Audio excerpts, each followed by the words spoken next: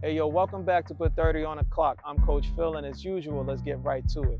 This is for my high school hoopers. Last month, we had our video, Basketball in August, where we went over everything you needed to know to not only give yourself the best chance to make the team, but to have the most successful season that you possibly can. Now that it's September, it's time to start putting some of these plans into action. So, we're going to break this down into 4 parts: what happens on the court, conditioning, in the weight room, and in the classroom. We're going to start with on the court. On the court, you need to know, like we spoke about before, who is your competition? Who are you competing with for the spot that you want to have, the responsibility and the role that you want to have? Now that you know these people, you need to know their strengths and their weaknesses, what they like to do, what they don't like to do. And you want to take away everything that they like to do.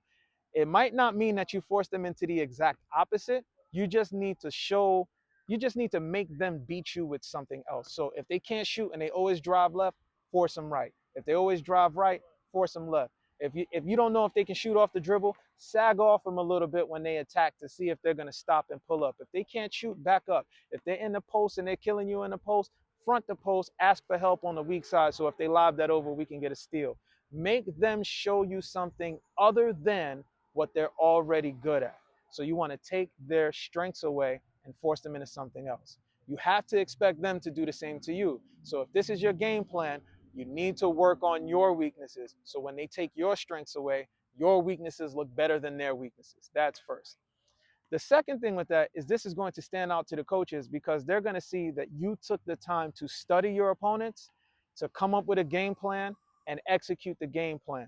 No one's really thinking about things like this in September, but when coaches see this, they're going to be like, wow, you really took the time. This matters to you. Because now when they come up with a game plan and it's time to execute it, they know they can rely on you because you showed them that you took the initiative on your own.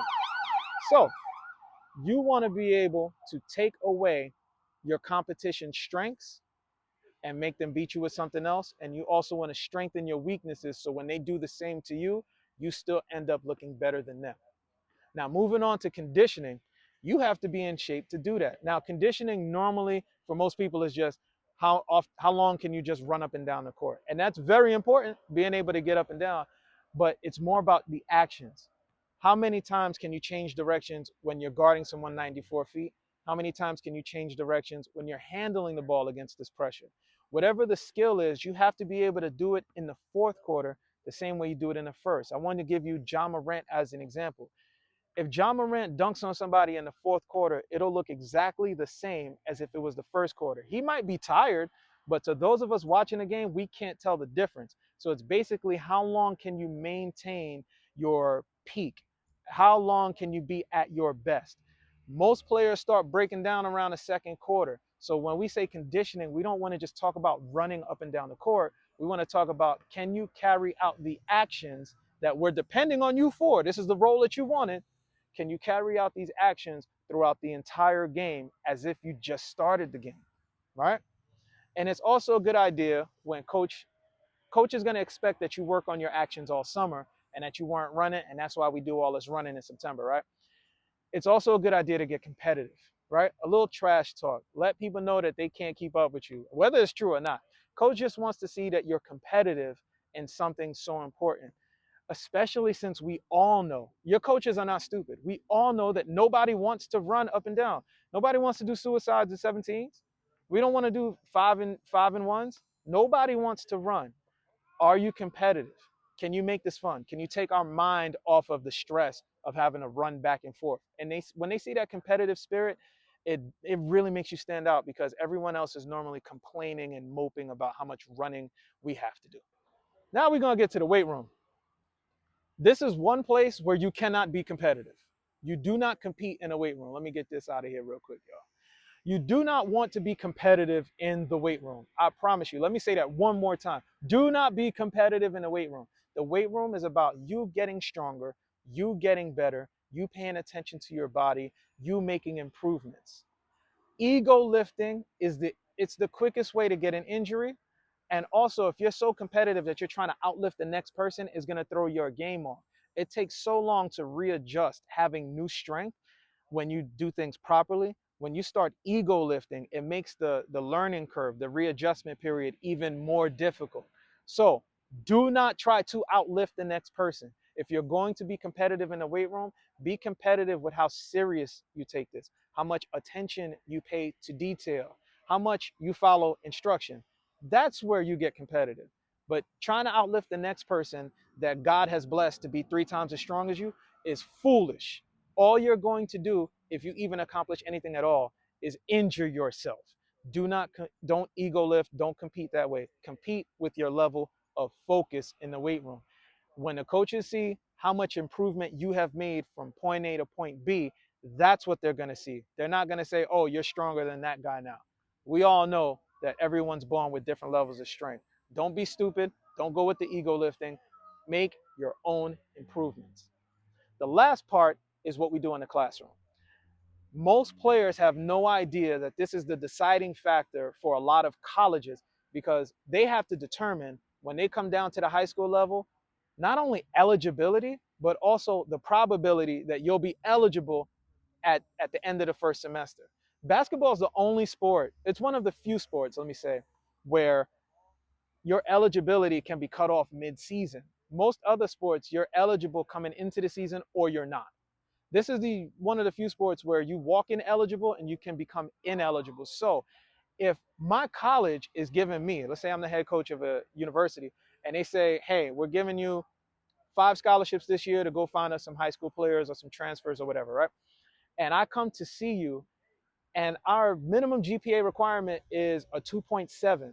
Not the NCAA, but our institution specifically is 2.7. And here you are with a 2.72. But I have somebody who's not quite as good as you, but their GPA is a 3.85. You're cooked. You don't stand a chance. Because even though you're better than that player, the probability that you can make a successful academic transition at my institute versus him, he's got you smoked. So I can rely on the fact that that player is going to be there when I need him versus you being a toss-up. My job is on the line. I can't take that risk. So instead of giving you the better player the opportunity, I'm going to give the more reliable player the opportunity because my job's on the line and I only have but so many scholarships. The same is true for your high school team.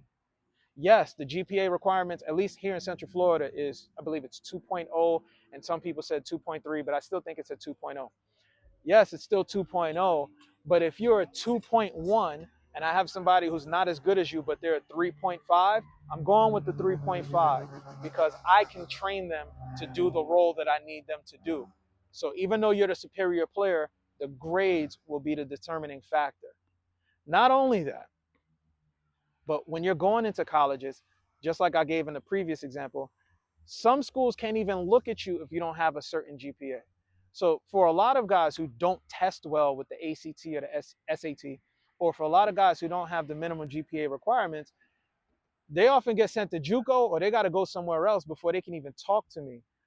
As a hooper, you don't want to limit what's available to you just because you didn't take the book seriously. What you do in your freshman year follows you throughout because that's going to get thrown into your GPA, grade point average, over the next 4 years. So the books, for those of you who feel like, man, I don't even know why I'm in school. School ain't even all that. School ain't cool, da, da, da, da, da. Now the books have a purpose. This is the difference between what schools you can get into versus what you can't, and whether certain coaches look at you versus what coaches don't. And even where you're at right now, whether the coach that you want to play for is willing to put you on or not. So on the court, conditioning, weight room, the books. This is your game plan for the month of September. And if you show consistency in these things, you are going to stand out in the coach's eyes. You're going to find them coming to crack jokes with you a little bit more. They're going to be leaning towards you a little bit more because they found somebody who takes this as seriously as they do. This is Coach Phil. I appreciate you pulling up. Like and subscribe. Share this with somebody you know because you know somebody that needs this. You could have been anywhere else in the world, but you're here with me, and I appreciate that. I'll holler at y'all next time.